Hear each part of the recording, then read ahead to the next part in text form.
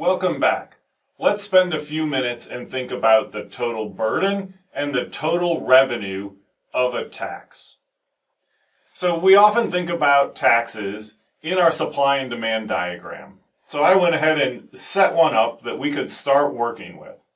So if a tax is put in place, what does that do? It drives a wedge between the buyers and sellers, right? So the buyer pays some amount in total, the tax is removed, and the seller then ultimately receives or pockets some lower amount. So P sub B is the total amount paid by the buyer, P sub S is the amount received by the seller.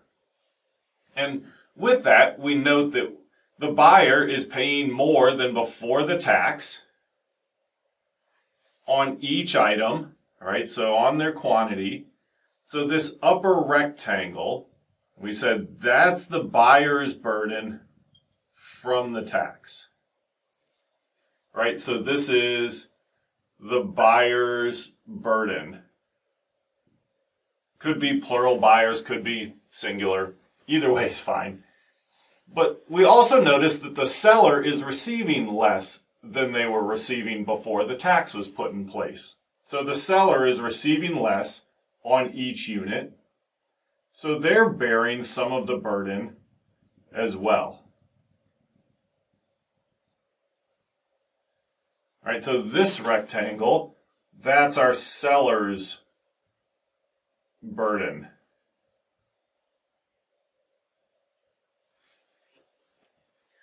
But what happens when a tax is put in place?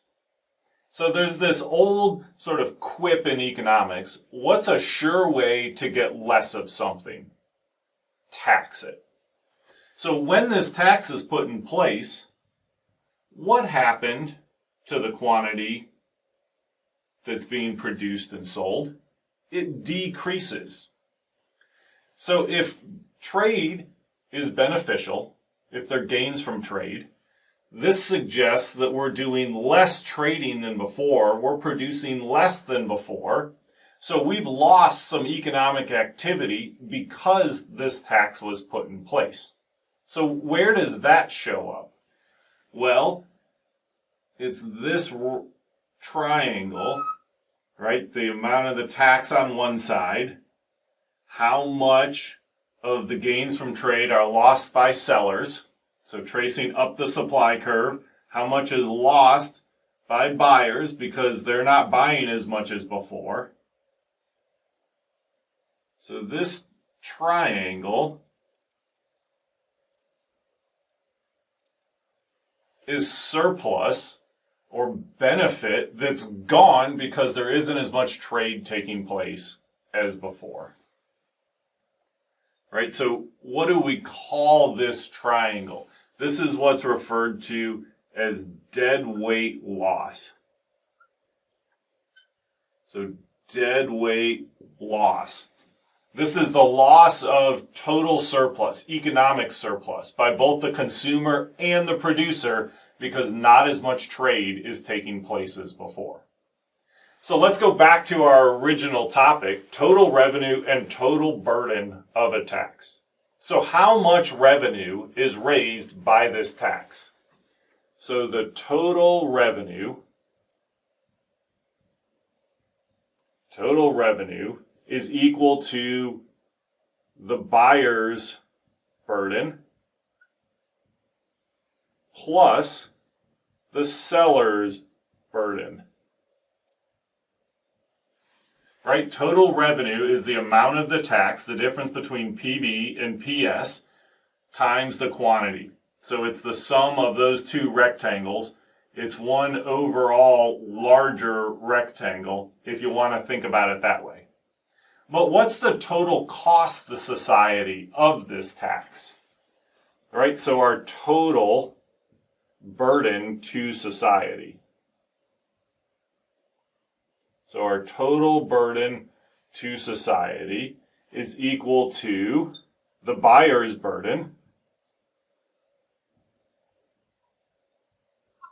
plus the seller's burden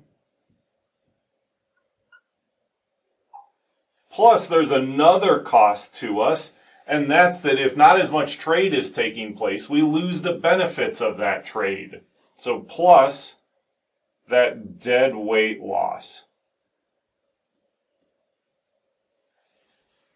So if we're thinking about how do we raise tax revenue as efficiently as possible, it's that we want to raise revenue with the minimum deadweight loss. We want the total burden of society to be as close to equal to that total revenue amount as we can get. In other words, we want to reduce economic activity as little as possible in order to raise the revenues we need to fund the government.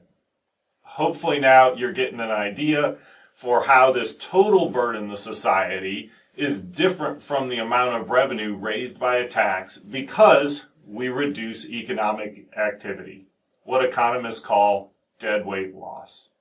Thank you, and we'll see you next time.